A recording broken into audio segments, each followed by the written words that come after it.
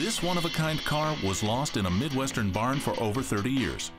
What made this one of the rarest cars ever built? Find out right here on One of a Kind.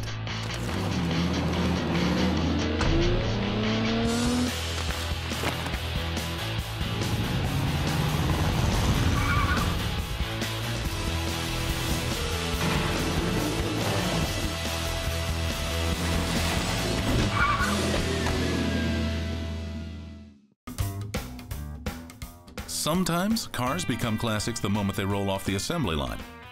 There's a sense about them that makes them iconic even in their own time.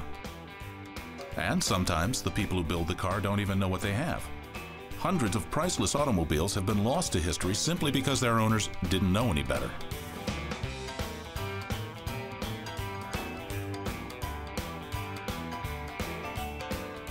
This is the story of a car that simply disappeared for 30 years, only to be restored to its former glory. This is the story of the Airbox Corvette. Many one-of-a-kind cars are never driven. Some are covered up and only brought out for the concours d'elegance. And some are stored in a barn, buried in junk, and covered in bird droppings. This was the case with this 1957 Corvette, a special, one-of-a-kind race car that simply dropped off the face of the planet. I knew about the car for the last 30 years. Three of us ran around together in the 70s. We were old drag racers. Two of us had 57 Corvettes. This farmer fellow, friend of mine, wanted one.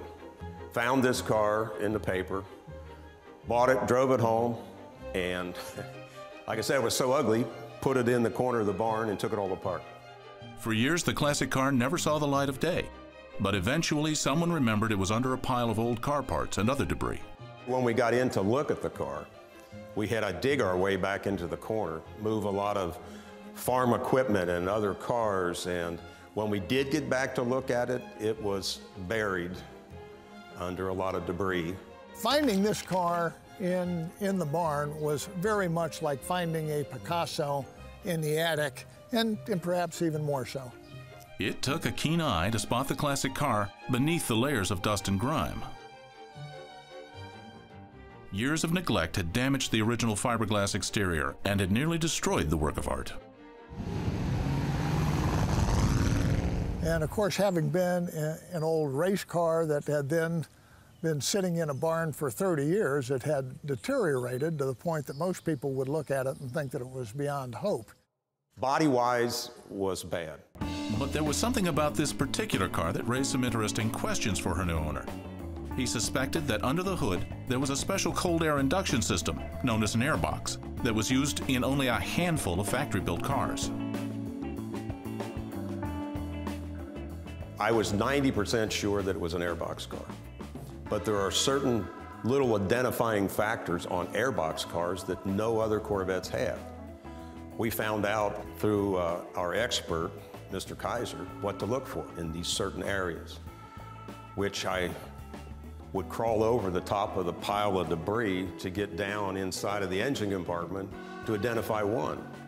Another up under the dash, and that was a defining moment for me.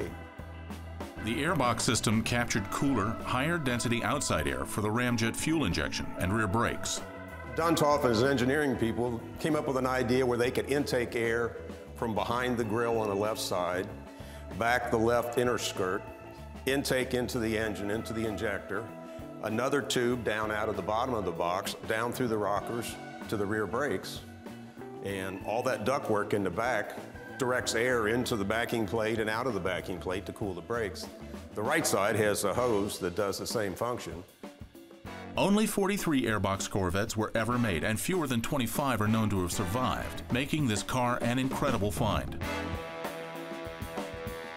Its new owner was overjoyed to find one of the rarest Corvettes ever built, but restoring it to its former glory was another matter entirely. The parts that we needed were very, very difficult to find. Over the course of 3 years, the Corvette's new owner tracked down new parts for a car that barely anyone even knew existed. Piece by piece, he located the parts he needed. The case on the rear end and everything is all date-coded to the build date of the car, along with springs and shocks and all the other parts, which really makes it unique because the parts are so rare. If you tried to buy a set of these old steel wheels right now, they're almost impossible to find. I'm hearing now that a set of these wheels, if you had a set, are $20,000 for 4 wheels. Air filter. This sounds funny, but if you've got an A56 filter with the blue ring, you can get anywhere from $3 to $4 to $5 to $10,000 for just the air filter. We got an original one with the car. Gas cap's original. Radiator cap. A lot of times when you leave the car for any period of time, you have to take all those items with you or they'll disappear. But in many respects, the new car owner was lucky. While the Corvette had an important race history, it hadn't been raced for very long. In fact, it had been raced by a small-town car dealer who used it for 1 year before putting it up for sale on his lot. But the longer the new owner looked at his prized car, the more he uncovered. And soon he discovered that his incredibly rare Airbox Corvette was even rarer than he imagined. What amazing fact made his rescued and restored Corvette so unique? Find out right after this.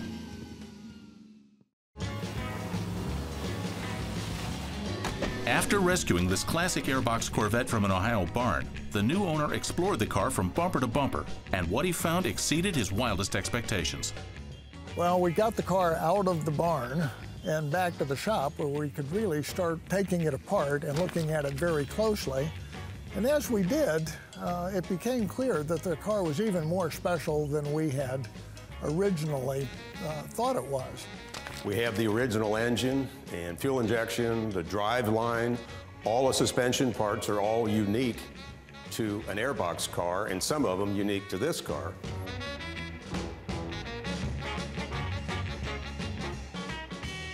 When we got the car back to the shop and started taking it apart, we found that there were a number of very unusual prototype parts on the car, and didn't understand why we were there until we got the Chevrolet historian into the picture, and he was able to clarify that these were very early parts that required a lot of time on the production line, and so that they had made changes and gone to easier parts in the subsequent production. He realized he didn't just have an Airbox Corvette. He had the Airbox Corvette, the first such car off the factory line. And the deeper he dug, the more history he uncovered. With an additional year of research, we were able to determine the original owner, who was a small-town Chevrolet dealer in Middletown, Ohio. And he ordered the car in January. The car came off the production line in May, and he flew to the factory to pick the car up and drive it directly through the night to the national championship race at Cumberland, Maryland. In entering that race with that number, just exactly as you see it today, it finished third behind what were world-class drivers, Dick Thompson and Carroll Shelby of Cobra fame. The more he discovered, the more he realized just how unique this Corvette was. This was a kind of automobile that most Corvette enthusiasts don't even know exists.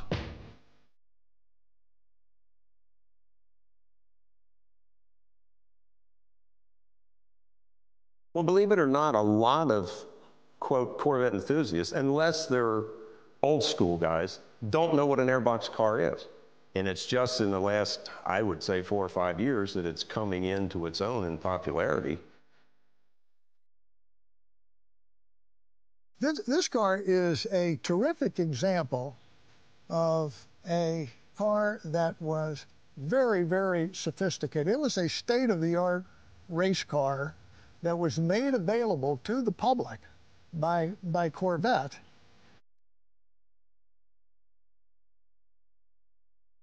It enabled people like you and me, regular people, to go racing on the weekend and drive the car during the week. This car, at that time, was an extremely high-performance car and could be fully competitive in a national race venue. Now when you mention Airbox cars to the old, I won't say old, but the informed enthusiast, the light comes on, you know. What happens when you step into a barn and uncover a piece of automotive history? Stay tuned to One of a Kind. Uncovered as if in a time capsule, this legendary Airbox Corvette was the first of its kind and one of only 43 in existence. When you stumble onto a Picasso in the attic or a Corvette in a barn, what happens next? We're pretty close to finishing the project, and we want to make it available for people around the country to see it. I mean, even Corvette people have never seen an Airbox car. So we enjoy doing that. But we kind of look at this as that we are custodians of the car, and over the years to come, the car will go on to different owners, but the important thing is to maintain the historical integrity of the car. The Airbox Corvette was a limited-run car that pushed the boundaries of existing automotive technology. Even after 30 years in a barn, this first edition Corvette represents the speed, strength, and experimentation of the late 1950s and is absolutely one of a kind.